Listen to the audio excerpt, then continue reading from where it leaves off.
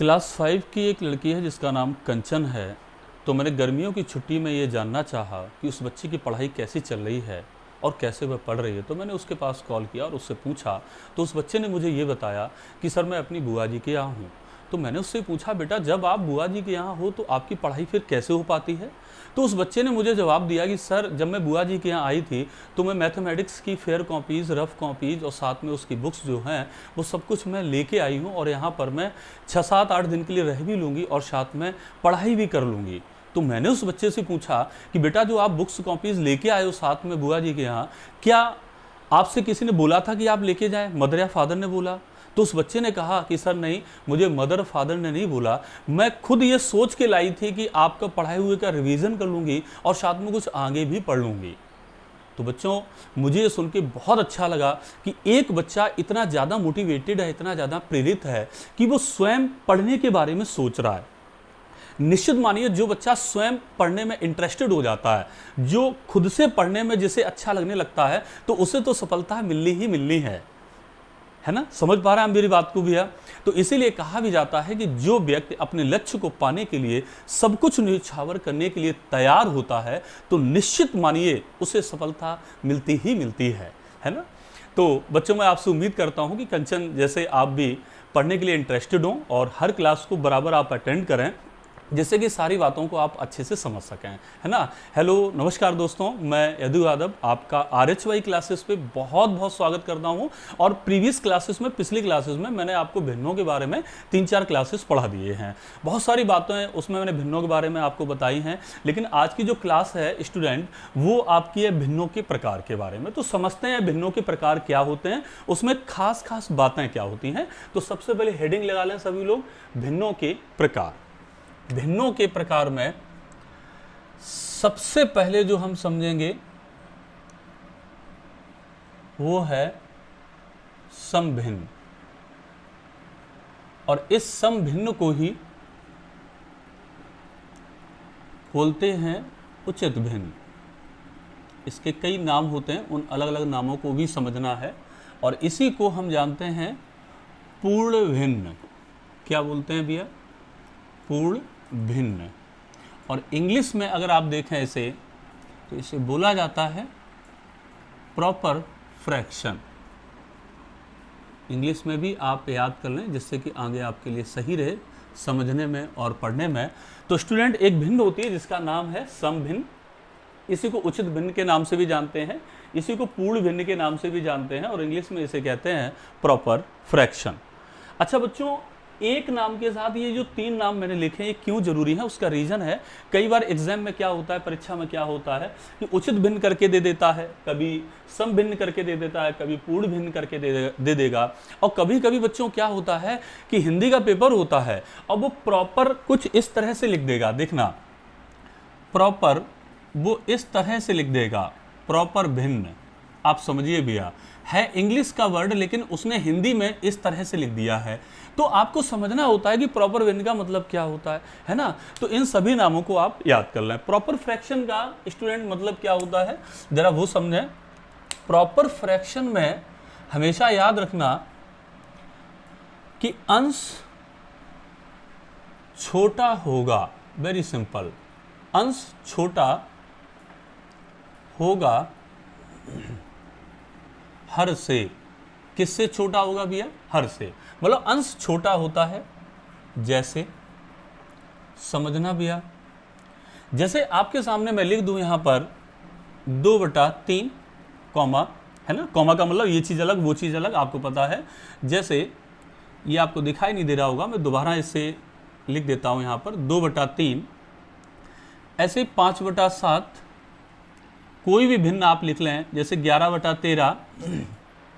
सभी जगह देखें आप अंश छोटा है, अंश 2 है, हर 3 है, तो भैया अंश छोटा है।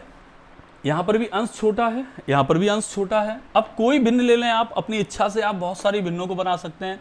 जैसे मान लीजिए यहां पे लिख दिया 91/98, देखिए अंश छोटा है। अब भी आप 100 से बड़ी संख्याएं भी ले सकते हैं। जैसे मान लीजिए आपके सामने ले लिया 1000 यहाँ पर मान लीजिए ले लिया हमने 9999, राइट? 1000/9999, अंश छोटा है अभी भी, तो ये आपकी क्या है, प्रॉपर फ्रैक्शन है, मतलब सम भिन्न है। ठीक है, तो बच्चों ये आपने जाना कि सम भिन्न क्या होती है, जिसका अंश छोटा होता है वो सम भिन्न होती है, लेकिन इसकी एक विशेषता और होती है, वो आप समझ लें, स्टार बना के इसकी एक विशेषता समझें। जैसे बच्चों अगर आप यहाँ पर डिवाइड करना चाहो, इस 2 में 3 का डिवाइड करना चाहो, तो इस बात को बच्चों ऐसे ही तो आप लिखोगे जैसा मैं लिख के दिखा रहा हूँ, राइट। अच्छा बच्चों देखो, ये जो आपका भाज्य है ये छोटा है, तो इसमें भाग नहीं जाएगा, भाग टूटेगी बिंदी, फिर यहाँ दशमलव लगाना पड़ेगा, यहाँ 0 बढ़ाना पड़ेगा, मालूम होगा भैया। तिरछक 18 कर देंगे, फिर कितना बचेगा, 2 बचेगा। ऐसे ये भाग आगे बढ़ता रहेगा। कुल मिला के एक मतलब समझना बच्चों कि सबसे पहले यहाँ पे ये दशमलव आ गया, क्या आ गया भैया, दशमलव आ गया, है ना। तो इसका मतलब है जब दशमलव सबसे पहले आ गया है तो ये जो भिन्न का मान है वो 1 से छोटा है। क्या है भैया, 1 से छोटा। तो ये बात यहाँ निकल करके आती है बच्चों कि सम भिन्नों का जो मान होता है वो सदैव 1 से छोटा होता है। कोई चीज बच्चों रटी नहीं जाती, हर चीज प्रूफ की जाती है, समझी जाती है। जैसे आपको पता था कि 2/3 क्या सम भिन्न है, तो 3 का भाग 2 में करके देखा, दशमलव सबसे पहले आ गया, और जब दशमलव सबसे पहले आ जाता है वो मान हमेशा 1 से छोटा होता है। जब दशमलव सबसे पहले आता है तो वो मान 1 से हमेशा छोटा होता है। तो बच्चों सम भिन्न की ये एक विशेषता हो गई कि सम भिन्नों का मान 1 से सदैव छोटा होता है। और ये क्वेश्चन बच्चों जो मैं आपसे बता रहा हूं ये आपकी बुक में भी दिया है, क्लास 5 और 4 की बुक में दिया है। तो इस विशेषता को हम लोग नोट करेंगे। क्या नोट करेंगे, लिख लें सभी बच्चे कि सम भिन्नों का मान, नोट डाउन करें मेरे साथ, सम भिन्नों का मान, मैं बड़ा बड़ा लिख रहा हूं जिससे आप बेहतर ढंग से समझ पाएं, सदैव 1 से छोटा होता है। क्या होता है भैया, छोटा होता है सदैव। नोट डाउन करें इस चीज को, राइट डाउन। बच्चों इसी तरह से हम लोग दूसरी हेडिंग यहाँ पर डालते हैं जो इसका दूसरा प्रकार है। तो हेडिंग लिख लें दूसरे पॉइंट में सभी लोग, विषम भिन्न है। पहले सम भिन्न आपने पढ़ा, अब पढ़ेंगे विषम भिन्न। इसी को बच्चों अनुचित भिन्न भी बोला जाता है। क्या बोला जाता है, अनुचित भिन्न, या इसी को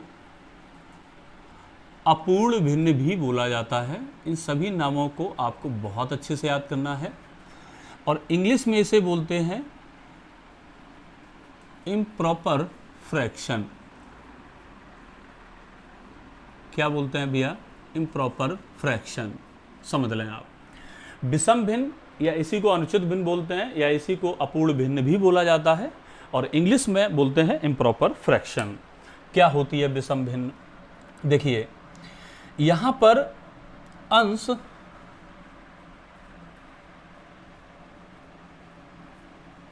बड़ा हो किससे, हर से, अंश बड़ा हो हर से, या फिर अंश बराबर हर हो। यहां 2 कंडीशन होती हैं भैया, या तो अंश बड़ा हो जाए तो विषम भिन्न कहलाएगी, या अंश और हर दोनों बराबर हो जाए तो वो विषम भिन्न हो जाती है। जैसे भैया, जैसे समझना बेटा, जैसे अगर आपसे मैं कहूं यहां पर फर्स्ट 7/5 प्लस 7/5, देखिए अंश बड़ा है तो विषम भिन्न हो गई।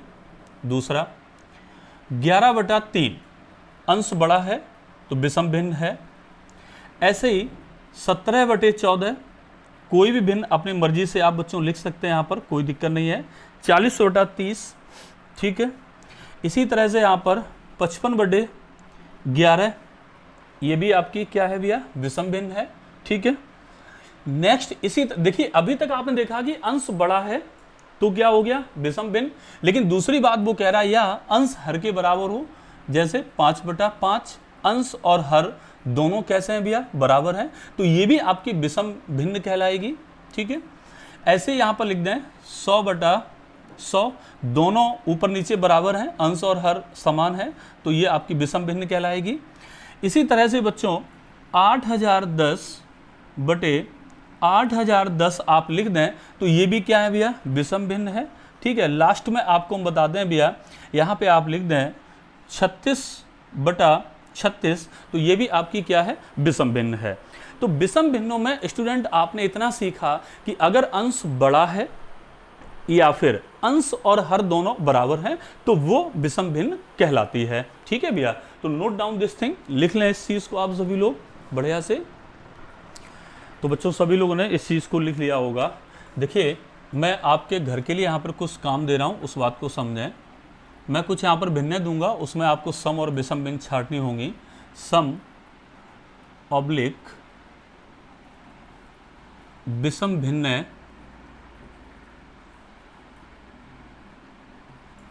छांटें। ठीक है, जैसे नंबर 1 2/7, सेकेंड 7/11, 3 31/37 और 4 आपको दे दें हम 40/90। ठीक है, इसी तरह से 5 नंबर 6 7 8। ठीक है, जैसे हम आपको दे दें यहाँ पर 7/5, 5/7, 11/3, 3/11। ठीक है भैया, यहाँ पर 9 नंबर मान लीजिए 6/6, ठीक, 7/7 और यहाँ पर दे दें 110/110 और 12 नंबर सवाल आपको हम दे दें जैसे 26/11। तो इनमें आपको ये छांटना है कौन सी भिन्न सम है, कौन सी भिन्न विषम है। तो बच्चों सम भिन्न में क्या होता है, अंश छोटा होता है। विषम भिन्न में क्या होता है, अंश बड़ा होता है या बराबर होता है। दोनों बातें आपको पढ़ा चुके हैं। फिलहाल मैं आपको केवल 2 क्वेश्चन बताता हूं, शेष क्वेश्चन मैं आपके लिए छोड़ दूंगा। आप लोग स्वतः ही इसको लगाइएगा और इनके आंसर्स क्या होंगे कमेंट बॉक्स में जाएं और उसके आंसर्स जरूर दें, जिससे मैं जान पाऊं कि आपने इन क्वेश्चंस को सॉल्व किया है। ठीक है भैया, जैसे मैं ये बताता हूं आपको सम है कि विषम। बच्चों अंश कैसा है भैया, छोटा, और अंश जब छोटा होगा, अंश जब छोटा होगा तो सम भिन्न होती है। तो यहां पर हम लोग लिख देंगे सम भिन्न। इस पूरी बात को आप लिखेंगे, जिससे आप कई बार इस बात को लिखेंगे तो आपको वो चीज याद हो जाएगी। तो सम भिन्न है। ठीक है भैया, इसी तरीके से अगर बेटा मैं यहां पर बात करूं, ये देखो 7/5 है 5वां सवाल में, तो अंश कैसा है, बड़ा। और जब बच्चों देखिए अभी आपको पढ़ाया था अंश बड़ा हो तो वो भिन्न क्या हो जाती है भैया, विषम भिन्न हो जाती है। तो यहां पर लिख देंगे आप, यहां पर लिख देंगे विषम भिन्न इस तरह से। ठीक है भैया, अब इनमें देखिए अंश और हर दोनों बराबर हैं, या फिर अंश हर बराबर हो तब भी क्या होता है, विषम भिन्न होता है। तो ये भी क्या है, विषम भिन्न, ये भी क्या है, विषम भिन्न। तो बच्चों शेष जो बची हैं वो आपको लगानी है। ठीक है, और कमेंट बॉक्स में जा करके आंसर देना है। तो नोट डाउन लिख लें इस चीज़ को। तो चलिए बच्चों, अब हम लोग 3rd नंबर टाइप पर पहुंचते हैं, तीसरे प्रकार के भिन्न पर पहुंचते हैं। तो इसमें हेडिंग लगा लें सभी लोग, मिश्र भिन्न। वेरी इंपॉर्टेंट है आपके भिन्न वाले चैप्टर के लिए। जिस बच्चों को ये नहीं पता है वो समझ ले उसे भिन्न के चैप्टर में कुछ नहीं पता है। क्या होती हैं मिश्र भिन्न, इस बात को समझें, या फिर इसी को बोलते हैं, दूसरा एक नाम और होता है बच्चों, इसका नाम होता है संयुक्त भिन्न। क्या होता है, संयुक्त भिन्न। इसे इंग्लिश में बोलते हैं भैया मिक्स्ड फ्रैक्शंस। क्या होता है, मिक्स्ड फ्रैक्शंस। मिश्र भिन्न या संयुक्त भिन्न, इसे इंग्लिश में कहते हैं मिक्स्ड फ्रैक्शंस। इसका मतलब क्या होता है, एक्चुअली में होता ये है कि जैसे आप किसी संख्या में किसी संख्या से भाग दें तो एक तो पूरा पूरा भाग चला जाता है, और कभी कभार ऐसा होता है कि कुछ संख्या में पूरा पूरा भाग नहीं जाता है। तो जितनी बार पूरा पूरा भाग चला जाता है, पूरा पूरा भाग जो चला जाता है उसे बोलते हैं पूर्ण भाग। मैं आपको बता रहा हूं कि मिश्र भिन्न क्या होती है बच्चों। तो यहां पर होता क्या है, एक्चुअली में कुछ इस तरह से नजर आएगा, ये आपके सामने पूर्ण भाग प्लस यहां पर भिन्नात्मक भाग, जिसमें पूरा पूरा भाग नहीं जाता है बच्चों, उसे बोला जाता है भिन्नात्मक भाग। समझ रहे हैं भैया, जिसमें पूरा भाग चला जाए पूर्ण भाग, जिसमें पूरा पूरा भाग नहीं जाता वो भिन्नात्मक भाग कहलाता है। ठीक है भैया, इसी बात को बेटा मैं ऐसे भी बोल सकता हूं, यहां पर क्या होता है, ये पूर्ण संख्या होती है, इसी बात को ऐसे भी कह सकता हूं पूर्ण संख्या होती है। अब प्लस यहां पर समभिन्न होती है। समभिन्न क्या होती है भैया, जिसका अंश छोटा होता है। अभी आपको कुछ देर पहले पढ़ाया था, समभिन्न में क्या होता है, अंश छोटा होता है। तो मिश्र भिन्न का मतलब बच्चों ऐसा होगा कि पहले लिखा होगा पूर्ण संख्या। पूर्ण संख्या का मतलब क्या होता है, जैसे 1 2 3 4 5 6 7 8 9 10 11 99 100 1000 10000, समझ रहे हैं, 45 46 99 48 12 13 20 22 21, ये जो पूरी पूरी संख्या होती है वो यहां पर लिखी होगी और सम भिन्न यहां पर लिखी होगी, मतलब एक भिन्न यहां पर लिखी होगी। इसी बात को सरल भाषा में अगर मैं समझाऊं बच्चों तो मैं ये कह सकता हूं, जरा समझना इस बात को बेटा, अगर एग्जाम्पल्स की बात करें कि सम भिन्न आपको नजर कैसे आएंगी, दिखाई कैसे देंगी, वो समझें आप। जैसे 2 सही 1/3, ये 2 बार पूरा पूरा जो भाग गया होगा, विभाजित हुआ होगा, पूरा पूरा भाग गया होगा, वो 2 यहां पे लिख दिया, और जिसमें भाग नहीं जाता है वो ऊपर, और जिसका भाग किया जाता है वो नीचे। मतलब जो मिश्र भिन्न होती हैं बच्चों, जो मिश्र भिन्न होती हैं उसका रूप देखने में कुछ इस तरह से होता है। इसे पढ़ेंगे कैसे, मुंह से बोलेंगे कैसे, वो समझ लें। इसे बोलेंगे 2 सही, समझना भैया कैसे बोलेंगे, 2 सही 1/3, 2 सही 1/3। ठीक है भैया, तो ये हो गई आपकी क्या, मिश्र भिन्न या संयुक्त भिन्न। ठीक है भैया, दूसरा जैसे 5 सही 2 मान लीजिए आप कर दें 7, 2/7। तीसरा 1 सही 4/11, ये भी क्या है भैया, मिश्र भिन्न है। क्या है भैया, मिश्र भिन्न है। ठीक है बच्चों, जैसे आपको एक बात बताऊं, इसी भिन्न को अगर कोई लिखना चाहे तो यहां पर 2 प्लस का चिन्ह 1/3, ये 2 और 1/3, 2 क्या है, पूर्ण संख्या है। देखिए पूर्ण संख्या है। समभिन्न का मतलब क्या होता है, अंश छोटा होना चाहिए। बच्चों देखो 1/3 में 1 छोटा है ना, अंश छोटा है ना, तो ये क्या हो गया, समभिन्न हो गई, है ना भैया। तो ये है पूर्ण संख्या, ये है समभिन्न, इसीलिए बच्चों इसे बोलेंगे मिश्र भिन्न। क्या बोलेंगे भैया, मिश्र भिन्न। इस मिश्र भिन्न को ऐसे भी लिखा जा सकता है प्लस चिन्ह लगा करके, चाहे कोई बच्चा ऐसे लिखे चाहे कोई बच्चा ऐसे लिखे, दोनों बातें सही होती हैं। ठीक है बच्चों, इस बात को मैं कैसे लिख सकता हूं, जरा लिख के बताइए। इसे लिख सकता हूं 5 + 2/7, ये इंग्लिश में बोल दिया, हिंदी में बोले 5 + 2/7। समझ पा रहे होंगे भैया।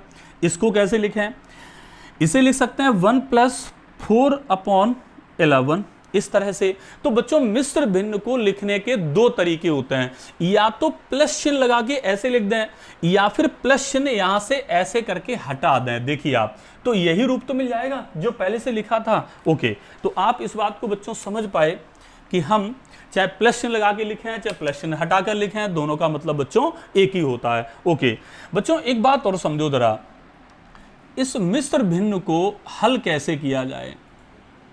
मिश्र भिन्न को हल करना, समझना बच्चों। जैसे फर्स्ट पॉइंट, यही आप एक ले लें, जैसे 2 सही 1/3, मान लो यही वाली भिन्न है। अब इसके अलावा मान लो एक और ये ले लें, 5 सही 2/7 दिया है, और तीसरी एक अपनी मर्जी से हम कोई ले लें, जैसे 3 सही कोई सा ले लें 2 मान लीजिए 11। यहाँ पर ये सारी की सारी क्या है, मिश्र भिन्न है। इनको हल करना है, कोई कहे इन्हें हल करो, सॉल्व करो, तो हम कैसे हल करेंगे, समझना हल करने का तरीका क्या होता है। पहले तो मैं पढ़ के बताता हूं, पढ़ना सीख लो, इन्हें बोलना सीख लो कैसे बोलते हैं। जैसे बच्चों 2 सही 1/3, 5 सही 2/7, 3 सही 2/11, इन्हें हल करना सीखें।